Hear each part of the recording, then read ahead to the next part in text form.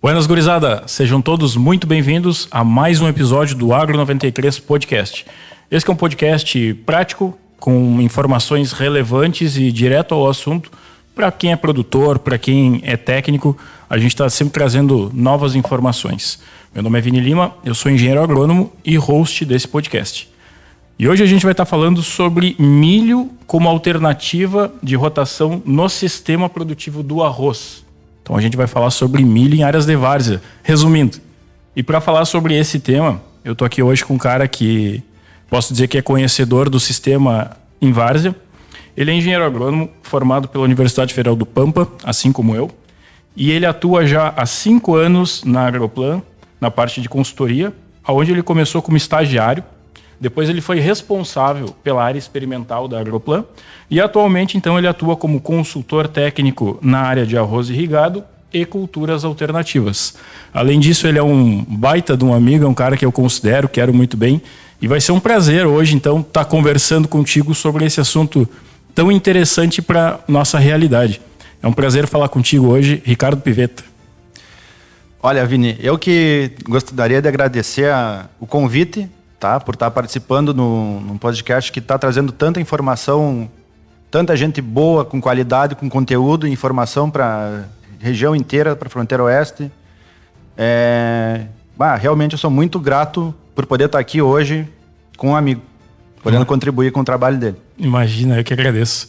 E, Ricardo, para a gente começar eu já queria te fazer uma pergunta que pode parecer simples, mas ela já é relativamente complexa na sua origem, que é: como que a gente faz para conseguir produzir milho nessa metade sul do estado do Rio Grande do Sul, que a gente sabe todas as dificuldades que tem em função do clima, e se dá para a gente falar um pouco mais especificamente ainda da fronteira oeste.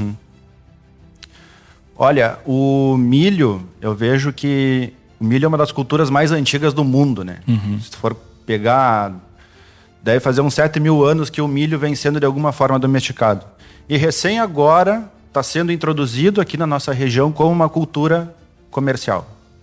É óbvio que surgem várias perguntas, várias dúvidas, e isso vem a ser um desafio, né? Então, respondendo a tua pergunta, sim, eu acho que tem condições de produzir, tem potencial, e eu diria que nós temos um potencial de ter produtividades boas, ótimas e de repente até superiores a outras regiões do estado e do Brasil. Porque nós temos uma região muito, diria até que abençoada, nós temos um manancial hídrico enorme aqui na nossa região, certo? Acredito que seja a região do Brasil que mais tem barragens privadas, tem uma quantidade de rios, grandes rios, temos muitos rios na nossa região. Então nós temos muita água, muita capacidade de irrigação. Este é um ponto. Claro que algumas produtividades têm, algumas propriedades têm as suas limitações por água, não tem tanta disponibilidade, mas de alguma forma tem como ajustar, reduzir um pouco da área de arroz e introduzir algumas culturas alternativas neste espaço. Como é que com relação à irrigação, eu concordo com o que tu falou. E o ponto positivo é o produtor aqui dessa região, o produtor da fronteira, da metade sul, vamos falar assim, que é acostumado a trabalhar com irrigação, ele já tem a irrigação, digamos que dominada, né? Ele já sabe trabalhar com água muito bem. Sim. Melhor do que em outras regiões, digamos assim. Mas aqui a gente tem alguns problemas, como, por exemplo, questão de altitude, que para o milho a gente sabe que é importante. Na nossa região a gente não tem altitude praticamente. E também temperaturas e veranicos. O que tu pode nos falar mais sobre isso para a gente começar a entrar mais a fundo na parte técnica? A respeito de altitude, Vini, eu digo que a altitude ela não influencia diretamente. Ela tem uma influência indireta. Porque a altitude ela vai relacionar o quê? Questões climáticas, temperatura, umidade, radiação solar, que na nossa região nós temos temperaturas extremas em algumas épocas, nós temos uma radiação solar muito alta, que vem a ser bom para alguma cultura específica, como o arroz, mas que talvez para outras seja um pouco prejudicial. Por exemplo, o milho, vamos pensar assim, acima de 30 graus, ele tem a sua polinização prejudicada. Agora, tu me diz, em que momento que nós começamos a ter temperaturas de 30 graus aqui? Já em outubro? Novembro. É muito cedo, né? É muito cedo. Então, o que tu tem que pensar a respeito disso?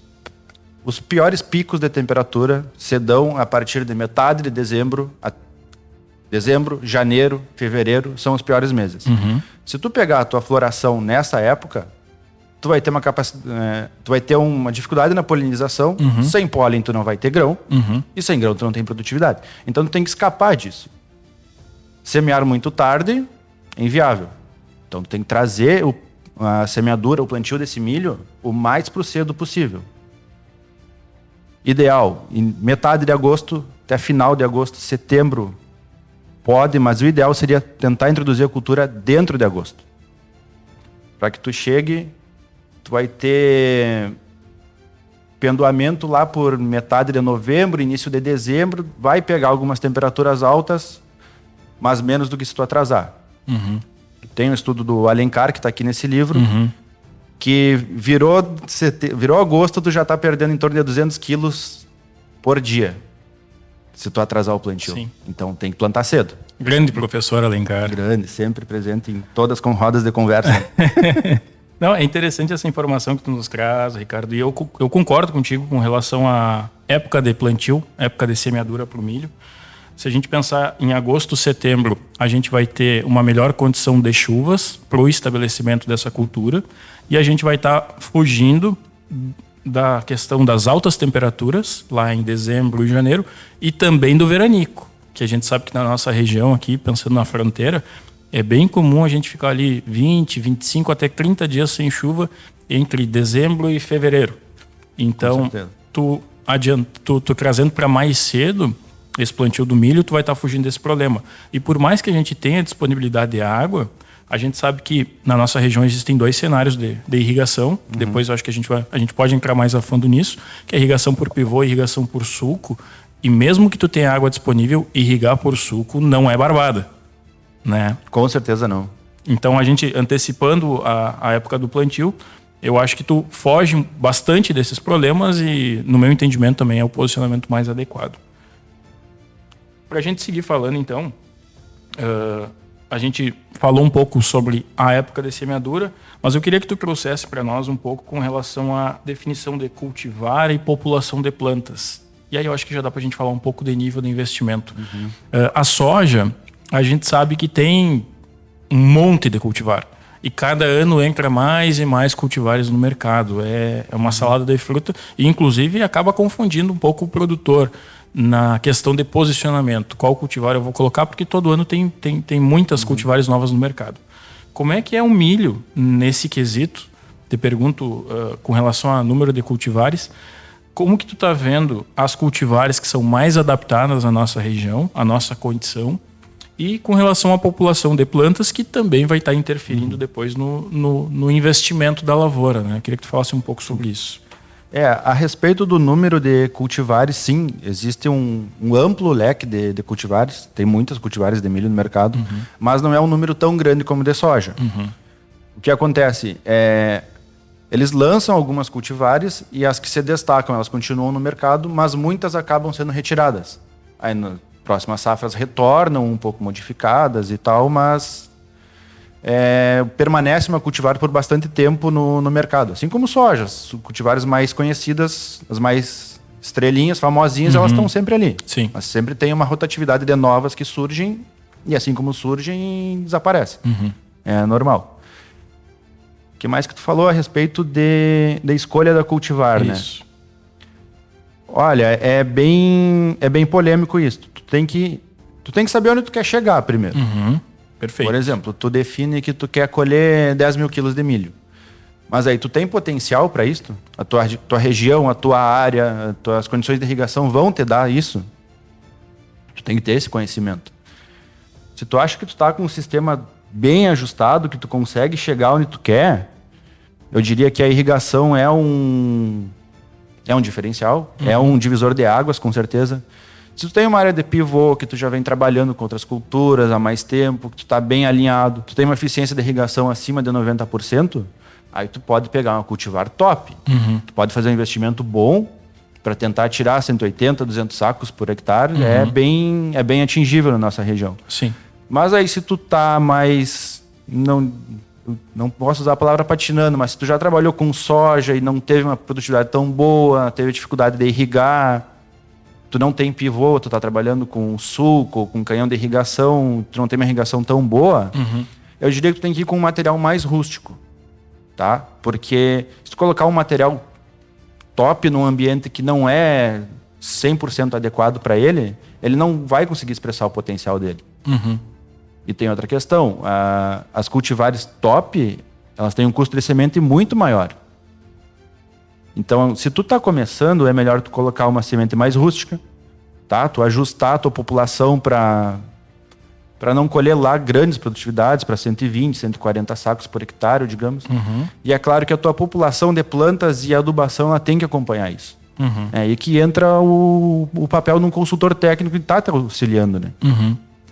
Não, é importante isso que tu tá nos trazendo. E eu te pergunto o seguinte, pra gente seguir nesse tópico, porque eu acho que é um tópico importante e que merece que a gente fale um pouco mais sobre. Tu falaste que é importante saber qual que é a produtividade que tu busca. E quando a gente fala em produtividade, eu acho que tem uma diferença muito grande da forma como, a qual tu está trabalhando. Se tu vai fazer uma produção no sequeiro, se tu vai arriscar, que eu já não acho tão interessante para nossa região a gente falar em trabalhar com culturas de sequeiro, mas no sequeiro. De sequeiro irrigado. De sequeiro, mas irrigado, em função das nossas condições. Mas daí, o que eu quero te perguntar é, em função da forma como tu trabalha, se é sequeiro, se é irrigado por pivô, se é irrigado por sulco, quais que tu acha que são os tetos produtivos pensando na nossa região? E aí como que a gente vai ajustar o manejo para buscar o máximo de rentabilidade na lavoura, né? Eu diria que uma cultura de sequeiro mesmo aqui na região é muito arriscado. Claro que se tu quiser arriscar é por conta própria tua. Não é uma coisa que a consultoria recomenda, certo? Eu diria que para te ter um potencial, um nível de investimento alto, tem que ser em pivô ou tem que ser uma área de sulco ou de canhão de irrigação que tu consegue dominar muito bem. Que tu consegue irrigar quantas vezes for necessário, que tu consegue cobrir toda a área. Aí tu pode ter um nível de investimento mais alto. Agora um plantio normal de sulco, mira ali num 140, 150 sacos, que eu acho que tu tá bem dimensionado o teu sistema. E para o sulco 140, 150 e no pivô, qual que tu acha que é o teto produtivo? Olha, eu diria que o teto é de 180 a 200 sacos. Depende muito de condições climáticas também, né? Claro. O que a gente está fazendo é uma abstração, né, sim, Ricardo? Sim, porque não tem como a gente definir potencial produtivo, porque a gente sabe que isso tem várias variáveis que vão estar determinando, inclusive o tipo de produtor, o manejo, a área, o clima. Mas essas informações mais gerais, elas são importantes para nos darem um norte para a gente definir nível de investimento. Não tem como eu estar investindo 10 mil reais por hectare numa lavoura se o potencial produtivo dela é de 120 sacos. No final do dia eu vou ter prejuízo. Então a gente precisa ajustar esses manejos, né? Para que no final a gente tenha sucesso, que é o que a gente busca quando a gente está falando em produção. Bueno, para a gente falar um pouco mais, Ricardo, mas ainda falando com relação a nível de investimento, só que agora já puxando mais para a parte da nutrição, eu queria que tu nos falasse um pouco sobre questão de investimento em adubação, dose de nitrogênio e depois a gente pode falar sobre parcelamento também. Entendi. Então, bom, a adubação, como a gente já deu uma pincelada anteriormente, ela tem que acompanhar a tua expectativa de colheita. Me entende? Tu tem que saber aonde tu vai chegar e quanto tu precisa investir para chegar nesse ponto que tu espera. Hoje na consultoria nós trabalhamos com 2 métodos de cálculo de adubação. A gente usa o manual de adubação e recomendação em calagem, que é o que todo mundo usa, que é o mais habitual, para ter um norte. Mas agora nós também estamos utilizando um método por extração. Então tu sabe quanto de nutriente se extrai por cada tonelada produzida, então tu consegue ajustar melhor a tua produção e repor o que ela deve extrair com a tua expectativa de colheita. Claro que tu sempre tem que fazer uma adubação um pouco maior para estar colocando um balanço positivo de nutrientes do solo, né? Para estar tentando elevar os níveis. Mas falando em fósforo, vamos separar os 3 macros. Falando em fósforo, eu diria que em condições de produtividade alta ou muito alta, tu pode arriscar a lanço, mas senão tem que ser na linha. Indiscutível, tem que ser na linha fósforo. Não vamos falar em quantidades, porque vai depender muito de solo, de o que tu tem no solo e o que tu quer colher, como anteriormente comentado. Sim. Potássio e nitrogênio são mais complicados um pouco. Potássio eu recomendo que seja feito a lanço, por questões de logística de plantio, é melhor, tá? Para te conseguir colocar grandes quantidades. A limitação vai aparecer nos solos arenosos, que tem muito aqui na nossa região. O ideal em solo arenoso, por exemplo, tu vai fazer 200 a 250 quilos de cloreto, que é para colher bem é o que tem que colocar. E aí tu vai colocar tudo numa jogada só, após o plantio, aí dá uma chuvarada, vai levar tudo embora, né? O potássio ele é muito solúvel, ele acaba lixiviando muito, em solo arenoso não vai reter. Então, dentro das condições de logística da propriedade, se tu conseguir parcelar, com certeza é melhor. Fazer pelo menos em 2 ou 3 aplicações essa dose de cloreto ao longo do estabelecimento da cultura. Tipo, faz uma no plantio, outra em V3, V4 e outra em V6, V7, junto com a ureia. Seria um sonho, mas é uma dificuldade de logística, né? Fazer 3 aplicações de cloreto. Era isso que eu ia te perguntar agora. Como que a gente faz isso? Tu falaste que tu fazer muito potássio junto no plantio é um problema. A gente sabe por causa da salinidade. Essa salinidade vai estar interferindo principalmente na embebição da semente, vai interferir na germinação, e aí a gente vai ter provavelmente um baixo estande de plantas, que pro milho é um baita de um problema. A gente que é acostumado com arroz, o arroz perfilha. Se a gente trabalha com soja, ela não compensa tanto com arroz, mas ela engalha. E pro milho, cada planta que faltar ali é uma perda produtiva muito grande, né? Por isso que tu falaste em a gente trabalhar com menos dose de potássio no plantio e depois entrar parcelando. Sim. Esse exemplo que tu falou da chuva, eu acho que é um exemplo muito bom, porque o potássio, ele é móvel, né? Só que eu acredito que o maior problema dele não vai ser com relação à percolação, mas escorrimento superficial. Sim. E aqui na nossa condição, como a gente tem áreas com baixa declividade, né? E baixa taxa de infiltração de água no solo, elas encharcam muito rápido e tu tem um escorrimento superficial que acontece muito grande, né? Então a perda é muito grande.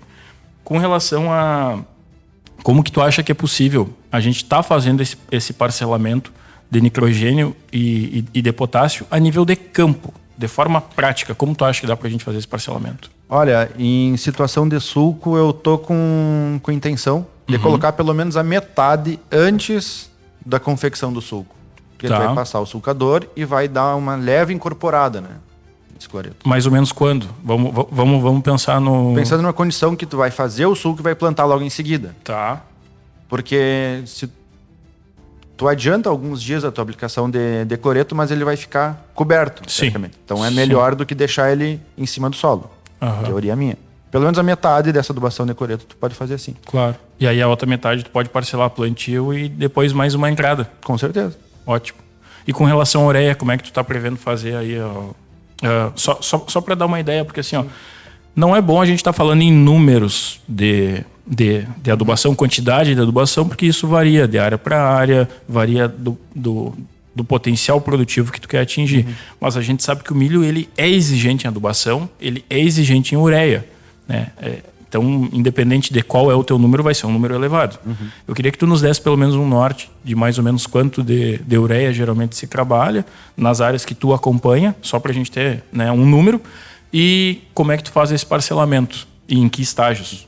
Então, eu vou te falar dos 3 macros, tá? Pensando em MAP, de 150 a 200 quilos, é o que eu tô vendo que tá exigindo diferentes tipos de solo. Cloreto, 180, 200 até 250. Tô vendo que algum solo exige 250. E ureia tá mais relacionado a onde tu quer chegar do que todos esses, né? Mas eu vejo que tu tem que partir de 400 quilos. 400, 450 para cima para te ter uma colheita boa. E isso tu já tá visando aquele milho de média produtividade ali, para te colher os 140 sacos? Para 140, 150 sacos. Sim. Se eu quisesse colher 200 sacos, eu ia fazer um projeto de 650 quilos hoje. Tem que pesar a mão na hora para conseguir colher, né? O milho é exigente, não adianta, é a cultura. Exato. A gente tem que saber, tem que se adaptar a isso. Ele responde muito. Ainda a questão da ureia, tu tem 3 momentos que são primordiais, que a planta tem que estar com N bombando na folha. Primeiro vai se dar em V5, que é quando ela faz a formação do pendão. Sem pendão, sem pólen, sem grão, sem produtividade. Então é óbvio que isso é importante. O segundo momento é em torno de V7, quando ela define o número de fileiras de grão por espiga. E o terceiro momento vai se dar, depende muito da cultivar, mas é em V7 a V10, que é quando ela define o número de grãos por fileira da espiga, que é o comprimento da espiga. Então são 3 momentos primordiais que tu tem que estar com N bombando na folha. Claro. Só que tu não... Vai. Não vai. Tu não vai fazer 3 entradas com nitrogênio em um período tão curto, porque o milho coloca 2 folhas em uma semana praticamente. Sim. Então o que é habitual você fazer? Tu faz uma adubação forte em V3, V4 e depois faz outra forte de novo em V6, V7. Divide em 2. Sim. Mas tem produtores que seguem, que aí é quem tá querendo colher mesmo, segue voando, porque aí o trator já não entra, segue voando com avião mais 70, 80 quilos a partir, mesmo com o milho pendoado, formando grão já, seguem voando. Ele responde. Menos, mas ele responde. Claro. É importante essa informação que tu nos traz e falando dos momentos das entradas de adubação, porque praticamente todas as culturas elas funcionam de forma muito parecida, mas às vezes ainda tem produtor que dá uma rateada nesse momento de fazer a aplicação, de fazer a entrada da adubação, porque se a gente pensar arroz é mais ou menos assim, soja é assim e milho é assim. Os momentos que eles definem potencial produtivo sempre é no vegetativo. E geralmente é até ali, V10. Até V10, a tua cultura já vai estar definindo praticamente todo o potencial produtivo. Então é importantíssimo que a gente fique ligado, fique acompanhando a lavoura para fazer as entradas de adubação no momento correto. Depois que passou disso, aí não adianta, aí já foi. Para o arroz é mais ou menos a mesma coisa. A gente sabe também os momentos onde ele vai estar definindo potencial produtivo e não muda muito disso. Então eu acho que além das doses, eu acho que é importante a gente salientar um momento certo de fazer a entrada para que a gente não perca. E outra coisa também que eu acho que é importante a gente salientar, Ricardo, e aí não sei se tu vai concordar comigo ou não, muitas vezes o momento é mais importante do que o produto.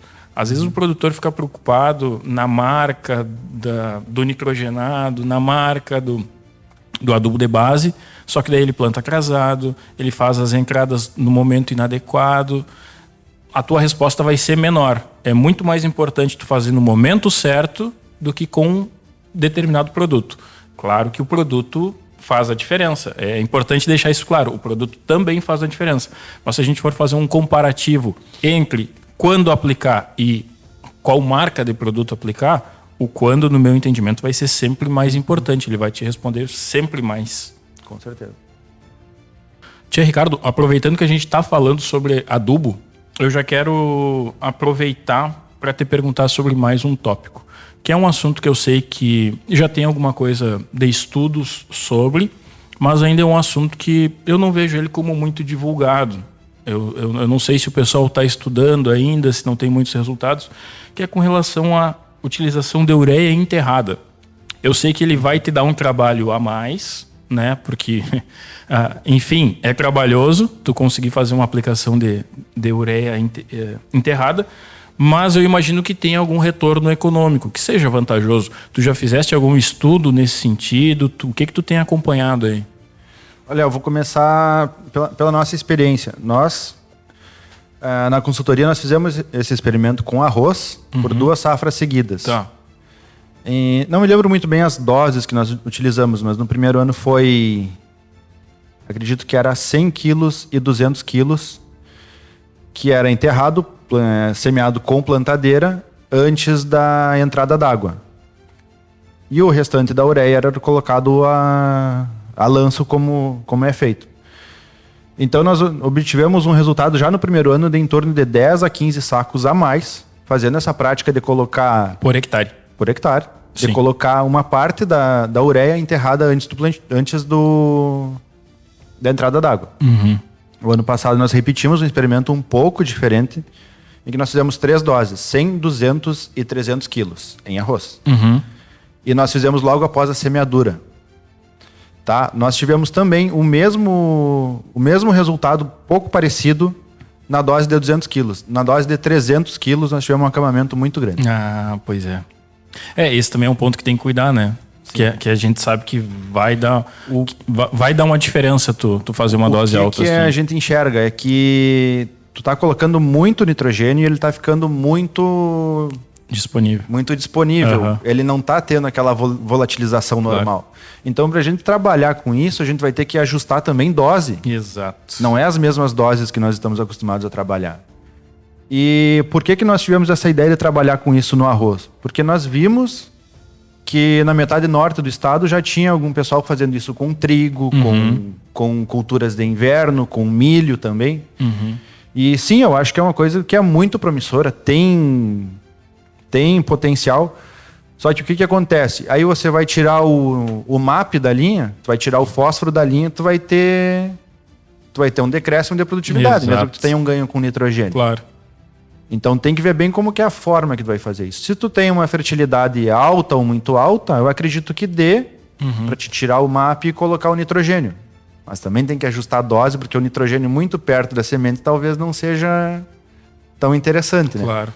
Mas sim, tem muito o que ser estudado pela frente. É interessante isso que está nos trazendo. E o experimento que vocês fizeram não foi em milho, foi em arroz, mas eu acho que é válido pelo conhecimento. E tem como a gente fazer uma analogia trazendo do arroz para o milho e vice-versa. Sim. E eu acho que 2 coisas que tu falou é bem interessante da gente ficar bem ligado. Primeiro é com relação à dose. Então, como tu vai estar fazendo enterrado, tu vai ter uma maior disponibilidade desse nitrogênio. Então, o que também pode ser um ponto positivo pro produtor, né? Tu ajustar a dose para baixo, ter uma melhor utilização do nitrogênio. É o tipo de coisa que tu pensando, vamos trazer para o cenário atual. A gente tem uma relação de troca terrível, independente da cultura. Sim. Pode ser arroz, pode ser soja, pode ser milho. Pro arroz pior ainda, mas a gente está com uma relação de troca terrível do grão pro adubo. Em função dessa situação da guerra Irã-Israel, o preço do nitrogenado já subiu e vai subir ainda mais. Então, tu tem uma possibilidade onde talvez tu consiga reduzir a dose de ureia. É golaço. Sim. Tu pensando num ano como esse, é golaço, né? O segundo ponto, esse é o ponto positivo. O segundo ponto que eu diria que seria o ponto negativo disso é como que tu vai fazer essa aplicação. Porque ou tu vai ter que fazer com uma entrada a mais de plantadeira na área, o que é uma dificuldade, né? É mais desgaste na tua plantadeira, é mais mão de obra, é mais diesel que tu gasta para fazer isso. Ou tu vai ter que tirar o MAP da linha, o que também é uma dificuldade, porque a gente sabe da mobilidade do fósforo no solo, que é baixo para te fazer lanço. Talvez a oportunidade esteja também as multinacionais de adubo, elas vão ter que dar uma trabalhada nisso. Nós vamos precisar de fórmulas que tenham um maior teor de nitrogênio. De repente, tu consegue trabalhar com uma fórmula que tenha bastante nitrogênio, já não seja todo o nitrogênio que tu precisa, mas já dá uma compensada. Já dá uma melhorada de tu ter mais N na linha. Sim. Eu consigo pensar em 2 coisas. Uma foi essa que tu falou, e sempre que a gente se depara com um problema, a gente sabe que é uma oportunidade para alguém trazer uma solução. A primeira pode ser as empresas de fertilizante fazerem isso. A segunda pode ser as empresas de máquinas desenvolverem um sistema onde tu consegue trabalhar com 3 divisórias nas caixas ali, né? Em taxa variável. Aí seria uma baita de uma... Aí sim. A possibilidade está aí, né? Tá no jogo. Agora vamos ver o que aparece. Ainda falando de nitrogênio em milho, mais especificamente, sim. Nos Estados Unidos eles não usam ureia sólida como a gente usa aqui. Eles usam só ureia líquida. Tu já deve ter visto alguma coisa também. Sim. E aí eles conseguem fazer as entradas e introduzir com uma linha de plantio a ureia Ureia, não é ureia, é nitrogênio no entrelinhas do milho. Pá. Uma eficiência altíssima. Claro. Aí tu consegue aproveitar a própria operação para fazer isso já, né? Já ganha tempo, digamos Também. assim. Uma operação a menos. Maravilha. Ricardo, para a gente ir para o próximo assunto, eu queria que tu nos trouxesse quais que são os pontos de atenção fundamentais para a gente pensar em produção de milho na região. E aí eu te deixo à vontade para te citar o que tu acha que são os pontos mais importantes, e tu pode falar vários, fica bem à vontade mesmo. Se é irrigação, se é drenagem, se tem alguma praga específica que tem que ter atenção, o que tu acha que é uma coisa que o produtor tem que estar ligado para começar a trabalhar com milho na nossa região? Bom, eu acho que irrigação é indiscutível, né? Como a gente já conversou anteriormente. Drenagem é muito importante, tá? Nosso solo, ele por ser praticamente um solo propício para o arroz, ele acaba sendo ruim para as outras culturas, né? Sim. Tem uma taxa de infiltração muito baixa. E o milho no solo alagado não vai, ele não tolera. Então tem que trabalhar a drenagem, tem que escolher uma área que seja propícia para drenar fácil. Tem risco de enchente que nós temos que ter essa atenção também. Outros pontos de atenção muito importante. Semeadura. Semeadura é muito delicado. Para quem só planta arroz e nunca plantou soja, nunca plantou milho, semeadura vai ser um desafio. Sabia que uma planta de milho que nasce 6 horas depois que a outra, ela se torna uma planta dominada? Pá. Singularidade e profundidade é muito importante no milho. Tu não pode ter plantas dominadas porque isso vai puxar a tua produção muito para baixo, né? Então tu tem que ter todas as plantas bem distribuídas. Se tu planta em 3 centímetros de profundidade, tem que estar todas a 3 centímetros de profundidade. E questão de pragas. Bom, no início da cultura tu já tem que estar ligado com o percevejo, né? Percevejo do momento que ele nasceu, que o milho nasceu até o estágio de V4, V5, V6, ele pode causar um dano muito grande no milho. Porque ele pica, e a planta que ele pica, ela fica uma planta atrofiada, ela começa a crescer com uma má formação, então vai ser uma planta improdutiva. E como tu citou anteriormente, tu não pode perder plantas de milho, né? Então tem que fazer essa entrada para percevejo logo no início da cultura para garantir, mesmo que tu não enxergue ele tá ali.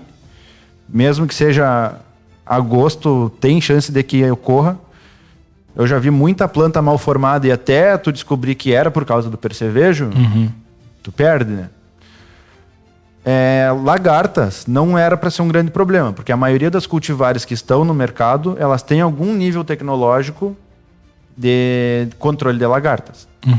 Mas às vezes acontece de ter presença de lagartas em um milho que não deveria ter. Acontece. Principal praga que eu vejo é lagarto do cartucho, tem que ter bastante atenção. É normal tu estar vistoriando a área e ver aquelas plantas ali comidas e furadas nas folhas novas, tu pode ir lá puxar para ver a lagarta dentro. O controle é fácil, como ela fica em cima da planta, tu consegue atingir ela bem, tem que trabalhar com uma vazão boa, a qualidade de aplicação tem que ser boa também. E deixa eu aproveitar para te perguntar, já que a gente está falando de praga, tu chegou a ver alguma área com cigarrinha na nossa região? É uma coisa que o produtor precisa se preocupar ou por enquanto para nós aqui está relativamente tranquilo? Eu acho que não é uma grande preocupação a cigarrinha, mas o ano passado nós tivemos incidência numa lavoura aqui.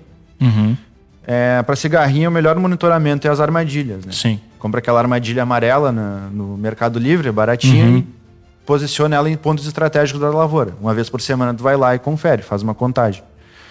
Numa dessas minhas vistorias, eu fui trocar as armadilhas e percebi que tinha algumas cigarrinhas. Aí fiz mais uma caminhada pela lavoura e vi que tinha. Mas assim, muito pouco. Claro. Tá? Eu entrei com a aplicação, a gente controlou, nós usamos um produto forte, tá? O acefato, que todo mundo sabe o que é o acefato, e colocamos junto o biológico, a Buvéria. Que é para ter um residual, digamos assim. Claro. Continuei monitorando e não apareceu mais. Eu acredito que fosse que elas tivessem de passagem, ou tivesse alguma lavoura perto, algum vento trouxe, eu não sei explicar. Mas sim, tem que se ter atenção, não é uma grande preocupação, mas tem que estar de olho aberto sempre. Né? Não é uma grande preocupação porque a nossa região ainda não é uma região produtora de milho. Então a gente não vê grandes pressões desse tipo de praga, mas a partir do momento que começar a crescer a área de milho da nossa região, já é importante a gente saber que já existe relato, então tem que estar com o olho aberto, porque a tendência de aumentar a incidência de cigarrinha na região ela é grande. Com certeza. Eu queria te falar um pouco mais quando tu estava trazendo os pontos de atenção, me chamou a atenção esse dado, de uma plântula que emergiu 6 horas depois, atrasada em relação às demais, ela já se torna dominada. Que informação é essa, Ricardo? Para a gente, de fato, ter cada vez mais atenção no nosso tipo de semeadura, porque se tu pegar o produtor da região, tradicionalmente arrozeiro, no formato de plantio que a gente conhece, onde as semeadoras elas são de baixa precisão, tu não coloca um número de sementes definido por metro, a gente trabalha com peso, né? A gente planta em quilos de semente. Sim. Enquanto que em soja e milho a gente já fala em número de sementes, o que é totalmente diferente. Uhum. Como precisa ter essa mudança na mentalidade do produtor para ele se ajustar e entrar nessa cultura, Sim. né? Não, e aí eu coloco um outro ponto que é muito importante, que é uma coisa que eu senti na pele, observando, é o treinamento da equipe. Ah, perfeito. É muito importante. Como o plantio, eles são acostumados a plantar arroz. Se falhou uma linha, teoricamente não é problema, mas no milho, uma linha sem plantar é uma perda enorme, né? No soja também, embora a soja tenha uma plasticidade, também é uma perda. E, cara, tem que trabalhar a equipe. Tem que trabalhar a equipe para estar atento, tem que ter monitor de linha para não deixar falha. E tem que estar toda hora conferindo, né? Não, eu vou aproveitar esse teu gancho, Ricardo, então, para te perguntar mais sobre isso. Como que tu tá fazendo esses treinamentos com as equipes? Porque, como tu falaste, são dois cenários totalmente diferentes, duas culturas totalmente diferentes, só que é o mesmo pessoal. São as mesmas pessoas que estão executando essas tarefas. Como que tu tá fazendo esses treinamentos e se tu tiver, quais os pontos tu aborda com eles para que eles tenham mais atenção quando a gente está falando em trabalhar com culturas como milho e soja, que demandam muito mais atenção no momento do plantio em comparação ao arroz? É uma vantagem ter a mesma equipe para fazer essas duas tarefas por questão de custo, mas tem essa desvantagem, né? Que eles não são nada acostumados, é um trabalho totalmente novo para eles. O que eu recomendo muito, eu faço reuniões, eu converso, eu tiro foto dos erros dos outros. Sim. Sempre tenho fotos da safra passada e vou aumentando um leque para colocar nas apresentações e mostrar, explicar o que tem que ser feito, quais os cuidados. Mas ainda você tem muito que melhorar, viu? Tem espaço para melhorar muito no treinamento das equipes aqui. Eu concordo contigo. Tu sabe uma coisa que eu tenho feito com os meus times? Vou te dar um exemplo. Uma área que a gente nunca trabalhou com milho. Vai ser o primeiro ano de milho. Ou soja, tanto faz. É uma cultura que eles não estão acostumados. Até então, eu já tinha visto isso, e eu acredito que tem muito produtor que faz assim. Simplesmente tu chama o time lá e diz, esse ano vamos plantar uma lavoura de milho, vamos plantar uma lavoura de soja, aqui tá a plantadeira, vamos lá.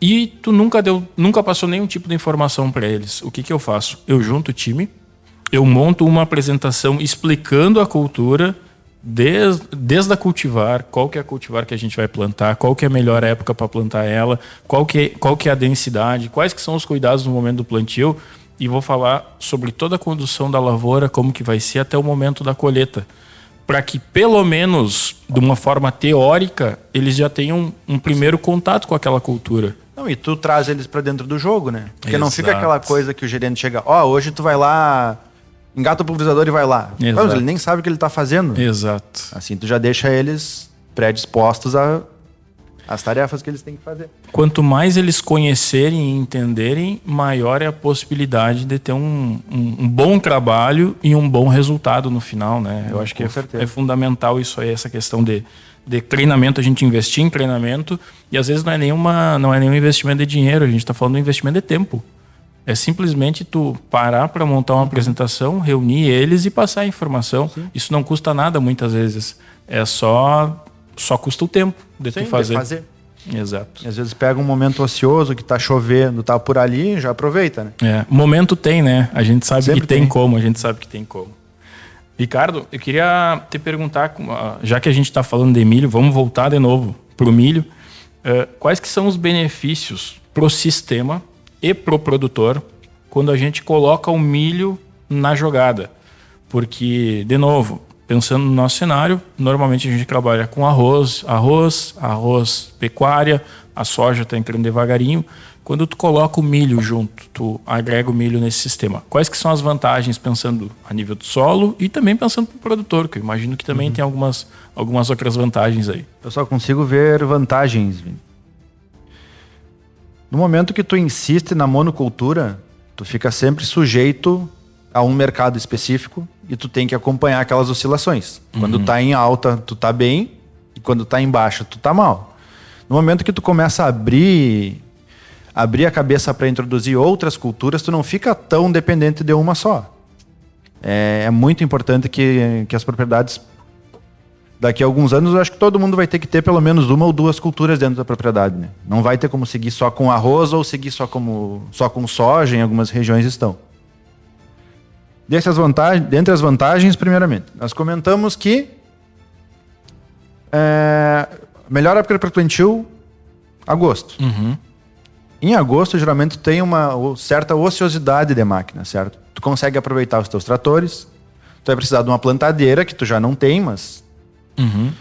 Tu consegue usar os tratores, tu consegue usar a tua mão de obra, todos os outros implementos de preparo de solo tu consegue usar, não precisa de grandes investimentos. Teu pulverizador tu vai usar. A única coisa diferente que tu vai precisar é da plantadeira e de uma plataforma específica para milho. Outra questão, tu vai estar colhendo em janeiro, certo? Tu consegue usar a mesma colheitadeira. Nós temos alguma dificuldade com soja, que o plantio da soja coincide com o plantio de arroz. Isso nos atrapalha muito, porque não tem como tu ter duas equipes de plantio. É duas logísticas à parte. É caminhão, é guincho, é não sei o que, tu tem que ter tudo em dobro. Então não tem como. Acaba que plantar o arroz e depois plantar a soja. Na colheita a mesma coisa. Colhe o arroz e depois colhe a soja. No milho tu consegue plantar o milho na época boa sem estar atrapalhando o arroz e colher. Abre-se outras opções que tu consegue fazer uma troca de produto. Que recém está começando no arroz, mas no milho e na soja já se acontece há muito tempo, né? O famoso barter. Tu consegue pegar todos os produtos que tu precisa, adubo, semente, fungicida, inseticida, tudo. E lá no final da safra tu entrega em grão com preço pré-estabelecido. Exato. Se tu conseguir fazer metade do teu volume ser travado a um preço bom, com certeza é interessante, né? Vamos trazer para nossa realidade isso que tu tá falando. Olha só, vamos fazer uma reflexão. O produtor de arroz, geralmente ele reclama que ele planta e ele não sabe que preço vai vender o arroz. E é uma realidade. E muitas vezes é um problema. Se tu pensar num ano como esse, é um problema. Porque tu fez a lavoura lá pensando arroz a 100, 110 e tu tá hoje, já colheu a tua lavoura, tu tá comercializando aí na casa de R$70 o saco. Um problemaço. Quando tu trabalha com outras culturas, tu já nos trouxe duas vantagens só do ponto de vista de mercado. O primeiro se eu tiver soja ou milho, vamos falar de milho, que é o foco hoje, eu tenho uma cultura a mais para eu estar trabalhando no mercado que tem uma oscilação menor. Por mais que o milho vá oscilar, ele não vai oscilar 45% do valor em um ano, como aconteceu com o arroz. Em um mês. Então, ele é mais seguro ao longo do ano. E o segundo... Então, o que eu posso fazer? Eu posso guardar o meu arroz e vender o milho, esperando que o arroz vá ter uma melhora no preço. É uma estratégia, maravilha. Eu consigo ter um segundo produto para eu estar trabalhando. A segunda vantagem de mercado que tu nos traz é com relação ao barter. Eu posso estar plantando milho desse ano já pensando no custo que a minha lavoura vai ter pro ano que vem e já definindo um preço de venda. Eu não preciso definir para 100% da área, mas eu já posso cravar o preço de talvez 50%, o que me dá uma segurança para eu trabalhar. Porque eu sei que a minha estimativa de produtividade ela é X, o meu custo da lavoura ele é Y e eu sei que eu vou vender a Z. Então eu já tenho uma segurança para trabalhar. Pode ser que eu não ganhe babilônios de dinheiro, mas pelo menos eu estou relativamente seguro para não perder. No arroz a gente vê essa oscilação muito grande. Tu trabalhar com essas outras culturas, elas vão nos trazer mais segurança, né? E por exemplo, se tu travar a 70 lá para comercializar lá em fevereiro, março do ano que vem, pode ser que baixe, que caia para 70. Tu ganhou R$10 nesse negócio. Exato. Mas também pode ser que suba. Tu perdeu. Por isso que tu tem que ter uma estratégia. Exato. Tu vai travar metade, ou tu vai travar 1/3, ou 2/3. Na verdade, eu não acho que tu perde, tu deixa de ganhar. Porque se tu tem o teu custo já pré-estabelecido e tu tem um potencial produtivo mais ou menos que tu já espera, e tu cravou o preço sabendo que tu vai ter lucro, claro, se subir, tu não vai ganhar mais. Pá, que pena. Que pena. Mas tu deixou de ganhar. Pelo menos prejuízo tu não vai ter. É uma segurança, claro. E aí vai da estratégia de cada um. Mas tu fazendo isso com pelo menos parte da tua área, bueno, tu pode cravar metade, a outra metade tu deixa para especular o mercado, vamos ver o que vai dar. Mas pelo menos tu não cai do cavalo, né? E tu não precisa ser descapitalizado de repente. Exato. Porque a gente sabe que adubo praticamente tem que pagar praticamente à vista. Né? Uma situação assim, tu já consegue ter uma opção melhor. E um outro ponto importante que tu colocou é com relação à melhor utilização de maquinário e mão de obra. Então, como o plantio do milho ele vai ser mais cedo, geralmente em agosto, tu vai estar com o teu pessoal relativamente ocioso, tem como tu aproveitar as pessoas, tem como tu aproveitar os tratores que vão estar ali, pulverizador, a única coisa que não dá é a plantadeira, como tu já bem falaste. Mas se o produtor já trabalha com soja, ele já tem uma plantadeira também. Já tem a plantadeira, é só a então, plataforma. É só a plataforma que vai precisar no final e tu consegue diluir o teu custo fixo, porque tu vai ter uma cultura a mais ingressando no sistema, além de diversas vantagens para o solo, melhorar a fertilidade, matéria orgânica, questão de planta daninha. A gente está partindo para um mundo onde trabalhar com um sistema vai ser necessário, né? E não com monocultivo. Nós temos muito problema com planta daninha na nossa região, né? No momento que tu entra com uma outra cultura, principalmente soja ou milho, tu troca totalmente os herbicidas que tu usa. Tu não usa um herbicida igual, tu só vai usar o glifosato. Exato. Então troca todo um leque. No milho tu tem a opção de trabalhar com pré-emergente tanto em pré como em pós. Tu consegue trabalhar com atrazina lá em V5, V6 do milho, que te dá mais 15, 20 dias de lavoura limpa. Imagina. E isso para o banco de sementes é ótimo, né? Tu consegue reduzir, principalmente onde tem problema com vermelho, com capim, junco, que praticamente todas as áreas tu consegue estar... E está crescendo cada vez mais, né? Agora a gente já está vendo, por exemplo, a entrada de capim-arroz em áreas de soja. E aí, em seguidinho, esse capim-arroz já vai estar resistente ao glifosato, já tem relatos. Se voltar para cá. E aí, como é que tu faz para trabalhar se tu não entrar com uma nova cultura para tentar ciclar mecanismos de ação? Daqui a pouco, no arroz, a gente já não vai mais ter controle de capim-arroz, por exemplo. Que vai ser um problemão. Ricardo, partindo para o final, eu queria que tu nos contasse qual que é a dica de ouro para o produtor que quer começar a produzir milho em terras baixas. O que não pode faltar para ele? O que não pode faltar? Coragem, motivação. Não, que beleza. Eu diria que tem que trabalhar com planejamento, cara. Tem que ter planejamento de irrigação, de drenagem, tem que conhecer a topografia da área. Não pode se alastrar muito, tem que fazer uma área que tu consiga dominar, que tu consiga manejar bem, não adianta querer plantar bastante. E outra dica é tenha uma assistência técnica. Tenha uma assistência técnica porque isso vai te auxiliar muito. Hoje é muito caro tu produzir qualquer cultura, né? Não é só o arroz, não é só o milho, e tu coloca muito dinheiro em jogo, tu tem muito risco, tu não sabe o que vai ser. Então tem que ter uma certa segurança, e eu acredito que a assistência técnica passa uma segurança para o produtor a mais. Eu acho perfeita essas tuas colocações.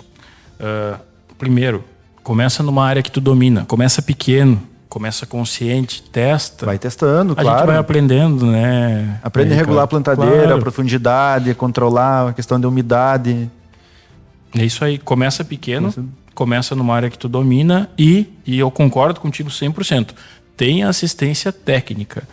Chama pro jogo alguém que já conhece, alguém que já trabalhou, alguém que vai te dar os atalhos, porque daí tu tem muito mais chance de ter sucesso. Sozinho, numa cultura que tu não conhece, a probabilidade de ter problema é muito grande. Eu concordo contigo 100%. Ricardo, te agradeço por essa conversa. O pessoal que quiser conversar contigo, quem quiser te seguir na rede social, qual que é o teu Instagram? Meu Instagram é RP Piveta. Procura lá Ricardo Piveta e pode mandar mensagem que a gente conversa a qualquer momento. Show de bola. A gente fica por aqui. Eu agradeço vocês por mais esse episódio, mais essa conversa.